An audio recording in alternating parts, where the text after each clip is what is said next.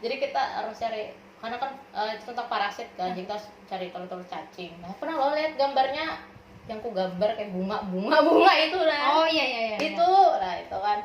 Jadi kita harus cari sendiri. Oh, yang pernah aku tanya itu. Yang bulat. Ya, iya.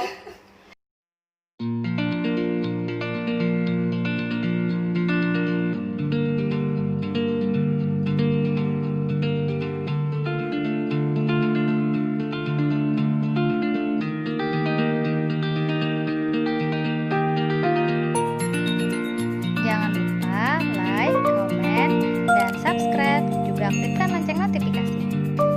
Assalamualaikum warahmatullahi wabarakatuh. Nah, hari ini kita mau ngobrol bareng Ade. Apa kabar Ade? Alhamdulillah baik. Saya dulu. Oh, hai.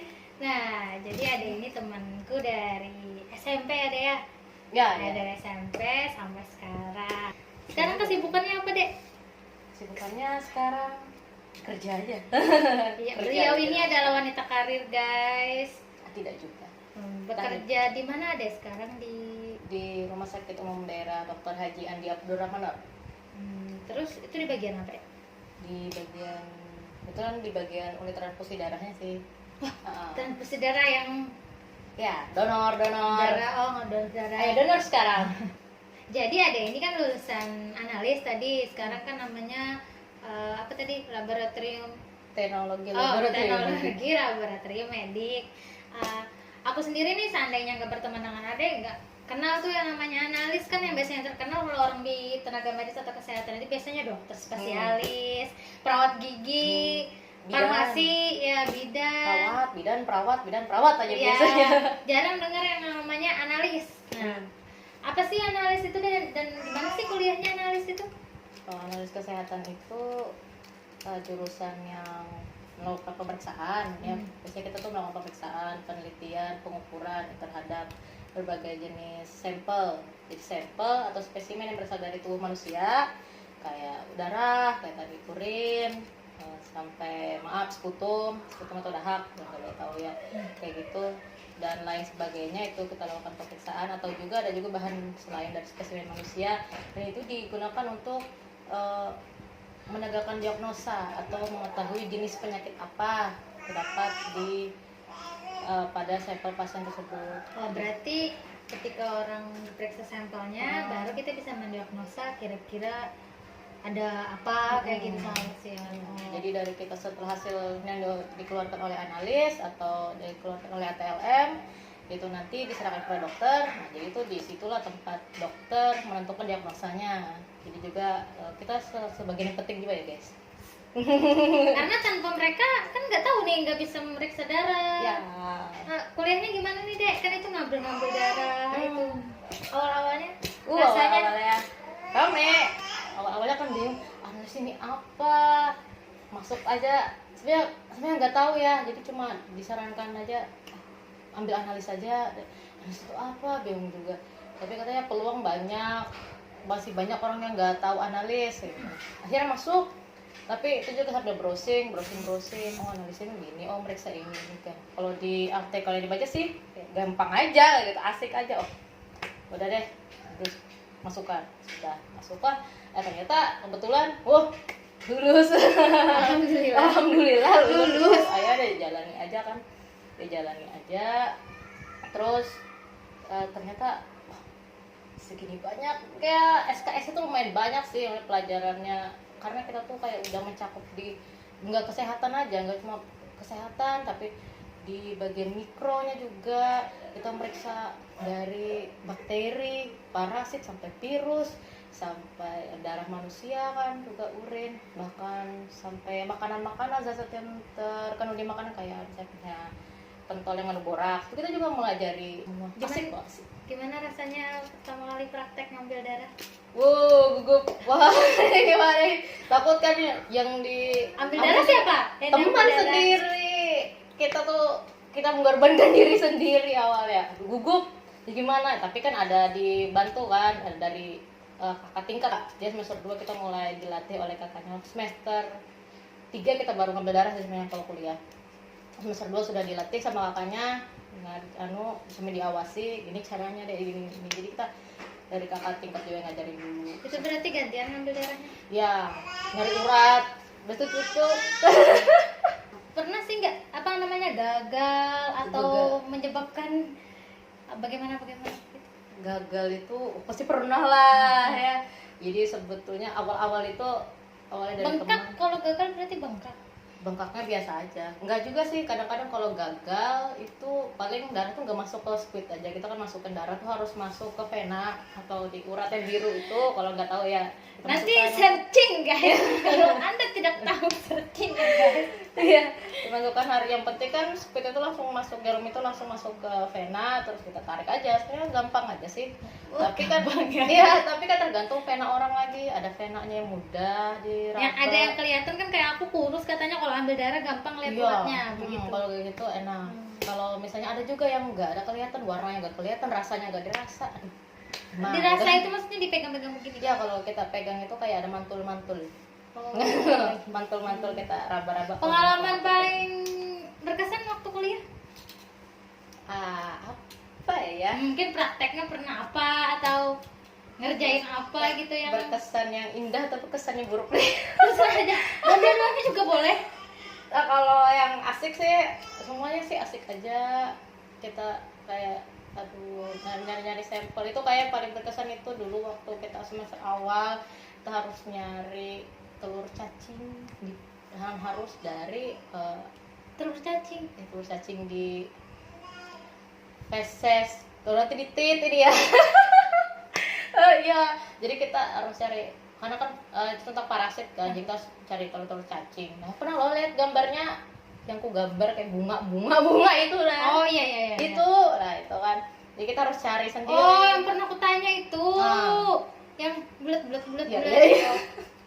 Itu yang digambar, jadi kita harus nyari sendiri sampelnya itu Din. Jadi jadi kami dari sore sampai berapa sampai 1 minggu itu kami nyari orang-orang yang susah kan, nyari orang yang emang indikasinya dia itu terinfeksi cacingan. Jadi kita harus minta fesesnya, pertama harus kita swab anal. Jadi kita minta tolong sama orang tuanya, kira-kira kita lihat oh mungkin orang ada kemungkinan indikasi cacingan dari fisiknya, kita lihat dari rambut sebagainya sudah dipelajari.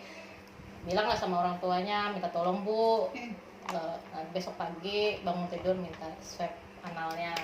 Oke, jadi besok ngambil terus kita periksa. Itu gimana meriksanya? Oh my god. Tapi itu kan masih biasa kan, itu kan cuma swab doang, kayak apa ya, tongkat terus pakai kayak cotton bud itu yang besar, itu kan cuma kayak gitu aja. Jadi terus ditaruh di cairan NaCl itu. Jadi besoknya itu kan cuma kita nggak cuma lihat yang apa namanya telur cacing di para. Nah yang lebih ekstrim itu ketika kita Periksa langsung. feses. Aduh, itu tuh sampai 1 minggu kami cari, sampai 1 minggu sampai ada teman yang jatuh kasihan sampai maghrib mati lampu, terus ada teman yang jatuh got, aduh kasihan banget itu kita sampai yang aduh susah banget kan nyarinya itu kan enggak. Berarti memang perjuangan ya, memang siap. Wah iya, kita dulu masih ya perjuangan nyari itu harus sampel yang real. Jadi kita benar-benar harus nanya ke orang-orang, dan paling belakang itu bisa kalau memang ada terindikasi cacingan kan, kita bisa sambil menyampaikan aja, nanti suruh dia rujuk maksudnya merawat ke dokter gitu. Ya paling nggak bisa membantu orang juga sih. Iya. Itu ya pengalaman yang wow, 1 minggu, dan itu benar-benar bikin kita dekat lah sama teman-teman gitu. Gitu. Keren banget guys, memang perjuangannya luar biasa. Mereka yang bekerja di laboratorium medik, kalian harus menghargai tenaga medis. Ya Allah, itu keren banget. Habis itu apa nih, kalau perspektifnya sendiri kalau kerja di ahli laboratorium Ahli tenaga laboratorium laboratorium medik. ahli tenaga laboratorium medik. Medik. Nah, prospeknya untuk pekerjaan itu sendiri gimana menurut Ade sekarang? Kalau sekarang masih bagus sih kalau di daerah kita ya. Di daerah kita kalau misalnya di Kalimantan Selatan ini masih bagus, masih banyak dicari. Terutama kalau misalnya mau kerja di swasta itu masih banyak banget. Kayak klinik-klinik itu pasti perlu analis, dan nggak mungkin satu klinik cuma perlu satu. Tapi kan analis ini perlunya sip-sipan. Jadi kan 24 jam laboratorium harus buka. Jadi klinik-klinik kesehatan itu pasti perlu banget. Kalau prospeknya di pemerintahan apa sih? Kalau PNS itu pemerintahan nggak sih? Ya, Kan musim-musim CPNS nih. Ya kalau CPNS sih kalau untuk saat ini ya di Kalimantan Selatan masih banyak, pasti masih rata-rata tiap kabupaten pasti masih dicari minimal satu lah. Kemarin aja yang waktu dulu 2018 kita di sini aja ada 7. 7 dicari. Daerah-daerah kan Banjarbaru itu ada yang sampai 10. Iya ya, biasanya kalau yang permasalahan paling 1-2 dicari. Ya farmasi kemarin banyak juga sih, kayak perawat gitu, lumayan banyak. Bukan farmasi deh. Oh farmasi, iya. Farmasi kan kayak kami keguruan kemarin dicari 1-2. Kalau guruan masih kayak gitu. Kebetulan kesehatan kita masih banyak sih, lagi analis ini kan semua puskes harus punya sekarang. Jadi kita masih banyak puskes yang belum ada formasi PNS-nya, jadi tunggu saja. Semoga. Berarti ini kan adik-adik nih masa penerimaan mahasiswa baru, berarti kayak direkomendasikan nih salah satunya kalau kalian mau kerja di tenaga medis atau kesehatan, analis atau ahli teknologi laboratorium medik, ahli teknologi laboratorium medik itu bisa menjadi salah satu pilihan kalian untuk kuliah karena ternyata prospeknya bagus. Selain itu juga pekerjaannya menantang. Oke, Ade ini kan kerja di RSUD. Nah, RSUD ini kan musim-musim pandemi corona nih. Iya. Itu gimana, berpengaruh gak nih sama pekerjaan Ade? Ya berpengaruh sih. Ya walaupun kan kemarin sempat ngobrol-ngobrol sama Ade, kan Ade katanya bukan bagian penanganan langsung. Bukan. Tapi kan Ade tetap bagian yang periksa-periksa darah itu kan rawan. Kan maksudnya darah itu. Kalau darah itu sih sebenarnya kita persentase aja cuma 1%. Kalau penularan dari darah ke orang itu cuma 1%. Kecuali kalau yang paling bahaya itu kan droplet yang langsung. Oh begitu, berarti memang dari mulut lah. Iya. Cairan yang keluar iya. dari mulut atau hidung? Atau mulut aja? Ya droplet. Ya. Kalau kalian tidak tahu droplet, Oh ya. googling ya. Saya juga tidak terlalu tahu guys. Nanti bisa WA Hardianti, nanti kalau kalian mau minta nanti bisa ya. Jadi kembali ke pembahasan tadi. Jadi gimana nih pekerjaan Aceh ketika musim corona seperti ini? Yang pasti sih sekarang setelah adanya pandemi corona ini, pertama sih kalau kemarin ya pasien itu sedikit berkurang ya, karena memang Dibatasi? Iya dibatasi sih supaya nggak terlalu banyak penularan. Kan biasanya kan ramai, tapi sekarang untuk yang lebih diprioritaskan. Bukannya apa sih, tapi kalau masih yang harus kalau masih bisa diatasi di rumah. Nggak apa-apa, masih bisa. Tapi memang nggak dipaksakan harus jangan datang, tapi ya untuk mencegah penularan kan lebih baik kayak gitu. Terus juga kita petugasnya malah lebih lebih sadar akan kesehatan, akan keselamatan. Jadi kita tuh rata-rata juga yang dulu misalnya kan pakai baju kerja biasa, udah dari datang pulang gitu aja. Kalau sekarang rata-rata datang pakai baju, terus kita pakai harus APD juga. Iya, APD. Jadi semua itu sudah pakai APD level 2. Pakai yang itu enggak? Kalau pakai hazmat itu kecuali memang langsung berada di ruang COVID. Jadi kayak perawat ruang COVID atau mau masuk ruang isolasi harus pakai itu. Tapi kalau untuk yang biasa-biasa, yang perawat yang di ruangan yang merawat pasien yang non COVID, nah ini maksudnya tidak terinfeksi COVID-19, atau kami yang di laboratorium, atau kami yang di UTD yang melayani pasien biasa atau melayani pendonor biasa, itu biasanya kita pakai APD level 2 atau level 1 bisa juga level 2. Berarti itu lengkap ya, atau pakai gaun. Itu pakai masker pasti ya. Ya pakai masker, pakai head cap kalau ada, terus atau kita pakai face shield sih, utama face shield harus dipakai. Ini gitu guys. Kalau enggak pakai kacamata, iya face shield. Sekarang kan banyak yang ngomongin kalau COVID ini sebenarnya konspirasi aja. Kalau aku pribadi sih mikirnya kayak gini, mau itu konspirasi atau enggak kan, yang aku pikirkan itu kan kawan-kawan yang bekerja di kesehatan, terutama kan apalagi kan orang tua aku juga bekerja di kesehatan, jadi juga mikirin itu. Jadi gimana sih pendapat Ade ketika orang-orang bilang, oh buat apa takut sama corona, itu tuh cuman konspirasi, cuma dibuat-buat oleh kaum elit global gitu. Nah, Ade sebagai seorang tenaga medis gimana nih kira-kira menanggapi hal tersebut? Aduh, gimana ya? Kadang memang kalau sekarang hari ini kalau ada berita COVID-19, corona COVID-19, orang pasti pindah, skip pasti gitu kan, bosan kita. Kita juga lihat data yang kemarin, lihat 30 orang positif aja kita, sekarang lihat 100-an, 700-an tuh kayak sudah yang oh biasa aja. Ya sudah. Saya sebenarnya kita tuh udah muak kayak gitu ya. Memang rata-rata sih masyarakatnya sudah muak. Bukannya sebenarnya yang bikin muak itu mungkin karena nggak melihat langsung dan nggak ada terpampang nama pasien langsung itu deh. Kayak misalnya, oh ini kita dapat hasil kayak tanah bungkus ke 141 ya. Iya, hasil 141 kemarin ya. Saya juga tidak mau melihat lagi.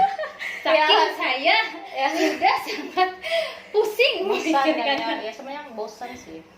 Kita paham lah masyarakat sekarang sudah bosan. Jadi kita lihat 141 hari kemarin walaupun sudah banyak yang sembuh alhamdulillah ya karena ini kita juga termasuk yang terbanyak. Tapi saya terbanyak itu sebenarnya malah bagus. Kita kan di awal tuh lo naik terus kan, jadi naik dari berapa sampai meningkat jauh, tapi walaupun masih banyak masih itu lebih bagus itu kan karena semakin banyak yang kita deteksi, kalau dia itu terinfeksi COVID-19 kan semakin bagus, semakin banyak juga yang dikarantina. Semakin kita tahu peta penyebarannya. Iya, jadi sudah bisa kita cegah, semakin banyak kita langsung tahu sebanyak ini karantina semuanya, sisanya di luar kan enggak, jadi lebih tidak terlalu banyak lagi penyebaran. Jadi cepat kita mencegah penyebaran. Itu yang paling bagus. Tapi orang salah paham ya kalau yang seperti itu, jadinya kayak apa ya, kalau orang lihat terlalu cepat, ini dia ada-ada. Iya, nah itu masalahnya adalah tentang orang tuh mengira dia ada-ada. Karena lihat kan kenapa orang mengira dia ada-ada itu, dia lihat data ada 700 orang, tapi orangnya mana? Ini ada data 141 orang, orangnya mana? Orang daerah ini mana?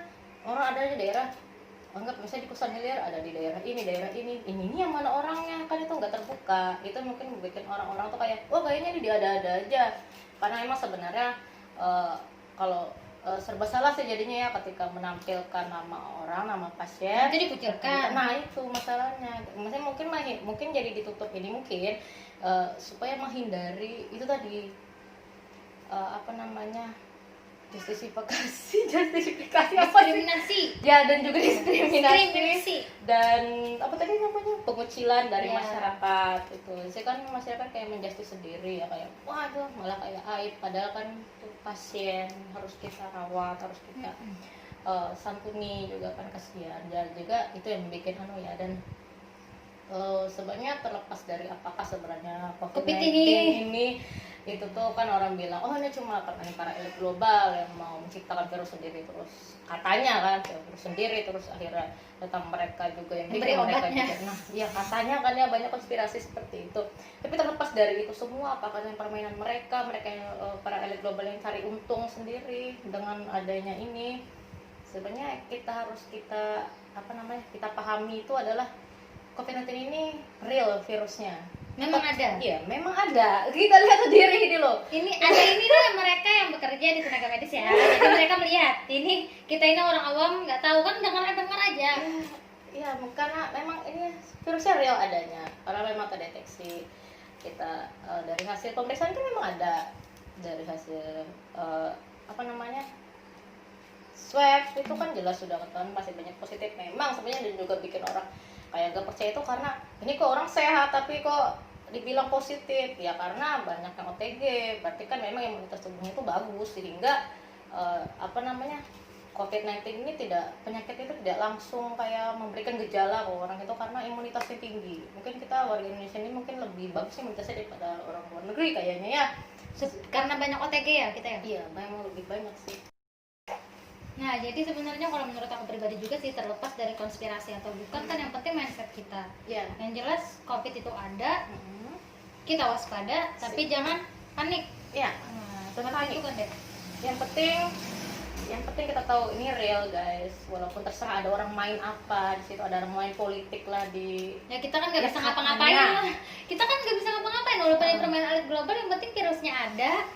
Kita harus mencegah. Iya. Ingat Apa PHBS? ya, PHBS, perilaku hidup bersih dan dan sehat.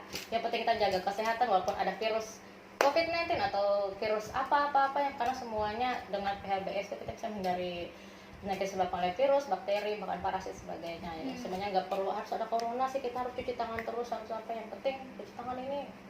Iya, sebenarnya kan berkah dan hikmahnya dari adanya corona ini, akhirnya kita lebih menyadari bagaimana perilaku hidup bersih dan sehat, gimana kita menjaga pola makan. Kan yang sebelumnya sembarangan, sekarang sudah mulai mengkonsumsi vitamin Iya. makan buah-buahan yang biasanya makannya yang junk food. Iya, sekarang lebih Perhatikan lah perhatikan lah kesehatan. Gimana sih rasanya kalau dengar orang-orang bilang, ih bosan di rumah terus, padahal mereka ini bekerja di saat semua orang menikmati libur hampir 3 bulan.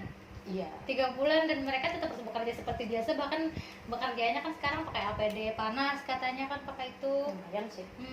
Gimana rasanya? Gimana ya?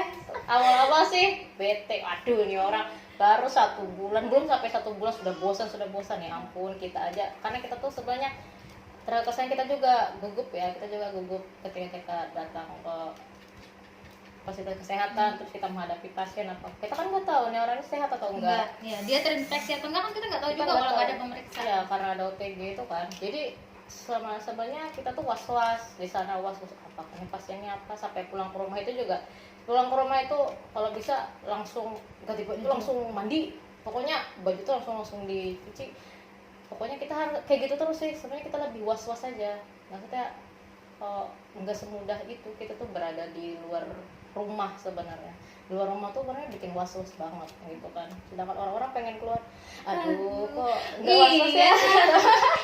Padahal menyenangkan loh di rumah itu ya. Mungkin beda-beda sih orangnya, ada yang nggak bisa di rumah, ada yang nggak suka di rumah. Kalau aku kan ya nggak apa-apa di rumah, asal ada makanan aja aman. Iya. Ya kan beda kalau misalnya orang harus bekerja, kan memang terpaksa bekerja. Itu yang penting mereka ya mengikuti protokol kesehatan yang ada. Yang penting jaga kebersihan. Ya, yang penting adalah mengikuti protokol kesehatan yang ada, itu aja. Pakai masker. Ya, pakai masker. Pakai masker itu penjagaan yang paling bagus ya, paling baik. Yang penting paling utama lah, pakai masker. Tapi sekarang sih namanya orang pada bosan kan dia sudah berapa bulan, jadi kayak Ya memang itu tadi kayak udah biasa, kayak ya udah gitu nah. Ya udah. Aku mau komen deh. Susah ya, pokoknya mudahan aja kita semua selalu diberi Ya, yang penting perlindungan, kita, dijauhkan dari hal-hal buruk. Yang penting kita sudah berusaha, kita berdoa kalau sudah memang nanti terjadi hal yang tidak diinginkan, itu sudah takdirnya, nggak mau bisa ngapa-ngapain lagi ya. Ya, itu aja deh. Oh iya, ini nih, jadi adek ini dia tahun kemarin alhamdulillah itu lulus CPNS.